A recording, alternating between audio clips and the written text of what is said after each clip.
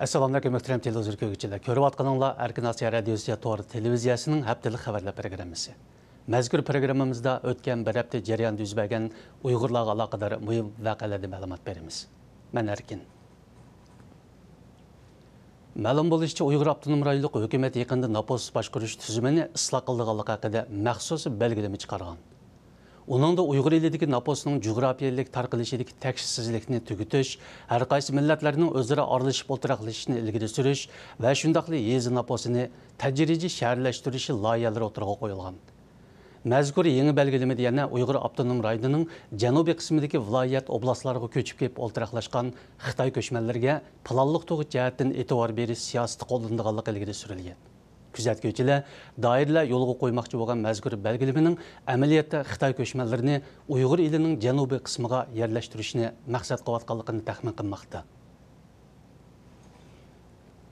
19 oktyabr kuni Dunyo Uyg'ur qurultayining raisi Rabiya Qodir xonim Oslodagi erkinlik munbiri uyushtirgan kishilik huquq yig'iniga qatnashish uchun Norvegiyaga yetib kelgan. Rabiya Qodir xonim shu kuni Oslodagi islom markazida Uyg'ur jamoati bilan ko'rishgan. Dünya Uyghur qurultayining yaqinqi xizmatlari Uyg'urlar vatanda yuz berayotgan qonliq voqealar va shundaqla dunyoning har qaysi joylaridagi Uyg'ur tashkilotlarining navbatdagi xizmatlari haqida to'xtalgan. Rabiya Qodir xonim Norvegiyadagi 2 kunlik faoliyatini oxirlashtirgandan keyin 22 oktyabr kuni Shveysariyaga yetib borgan.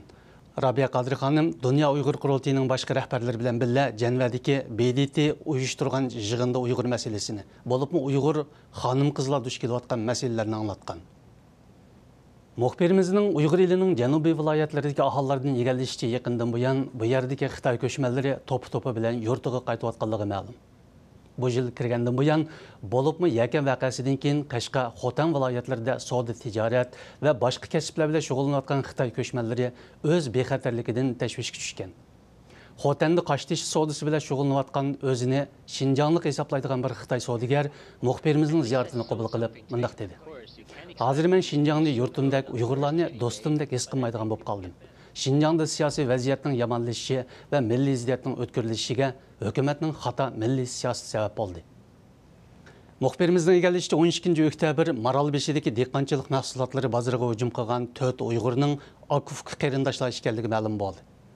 İsmini aşkarlaşını xalamaydigan şu yerdeki ma'lum bir yeziliq saqchixana boshlig'ining bildirishicha, bu Akufka 4 qarindoshning ismlari Osman Mo'min, Avut Mo'min, Mahmud Mo'min va Aysa Mo'min ekan.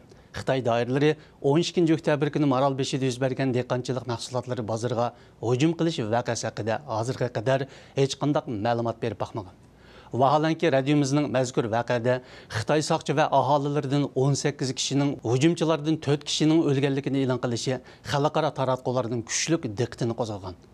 Xalqarodagi kuzatuvchilar Uyg'ur elidagi qarshilik ko'rsatuvchilarining yaqindan buyon oila, urug' tuqqan va jamiyat bo'yicha uyushib harakat qilayotganligiga alohida diqqat qilmoqda.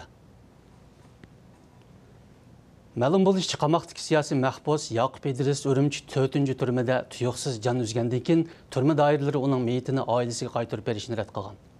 Marhumning G'uljidagi qarindoshlari meyitni o'z yurti G'uljiga olib dafn qilishni talab qilgan bo'lsa-mu, lekin turma doiralari buni rad qilib, marhumning meyitini Urumchi Go'rsay qabristonligiga majburiy dafn qildirgan. Marhum Yaqub Idris asli G'ulji shahri Kepakyüz yezisida o'tirishlik diniy zot bo'lib, 1997-yili 5 fevral G'ulji voqeasiga qatnashib 7 yillik qamoqqa hukm qilingan. Turmadan qo'yib berilgandan keyin 2011-yili diniy tabliq qildi degan sabab bilan ikkinchi qitim qo'lga olinib, 2013-yili 10 yillik qamoqqa hukm qilingan edi. Bu yil 9-oyning oxirlari Urumchi 4-turma doiralari uning kasallik sababi bilan qazo qilganligini oilasiga uqtirgan. Muxbirimizning Bugur noyisining Terak bozor va Yangisor yezilaridan egallashicha, Xitoy soqchilari Bugur isyonini bostirish jarayonida qora qo'yiq o'q chiqarganlik sababli yerlik aholilar kevazlik qechib chiqib panolangan. Yerlik aholilarning bildirishicha, soqchilar aholilarga qalaymiqan o'q chiqargan.